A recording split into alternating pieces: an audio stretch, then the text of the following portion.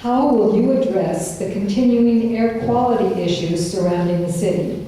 This is especially concerning with the continuing addition of warehouses on the periphery, which attract diesel trucks that spew particulate matter into the air.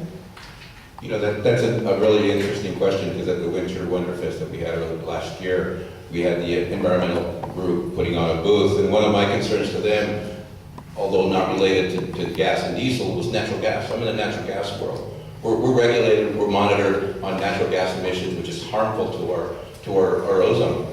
We have to maintain that. We're not doing anything here that I know of yet as a city to quantify what our natural gas releases are at our natural gas fueling station down the street here.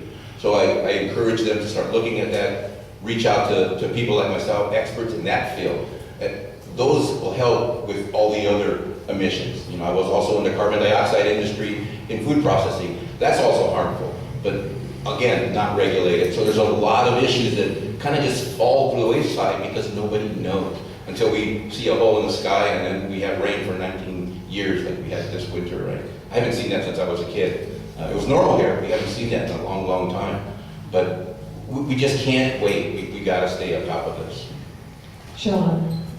You know, unfortunately, air quality issues aren't regulated by the city. But what we can do is we can decide where we let the trucks drive.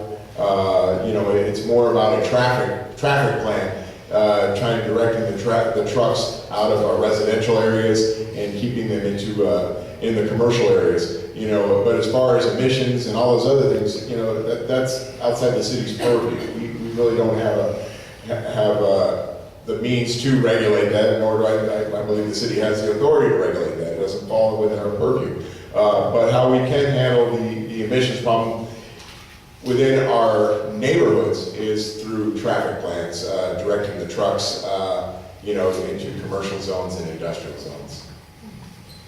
Gabriela. I'm going to partner with Tinka because clearly she's the air expert here. That's what I'm committed to when I'm on council. So again, for me, it's about ensuring that we're leveraging our partnerships with our county board of supervisors or state legislators all the way to our congressmen to ensure that the policies that they implement for air quality and things that impact Riverside, that we're having these conversations, so we're included in the conversations, because there are some things that are not within our purview, but when we have strong relationships and partnerships, we can ensure that those positive aspects are going to come and trickle down into Riverside. So that's my commitment to that, in addition to partnering with Tinka. Next question, Sean.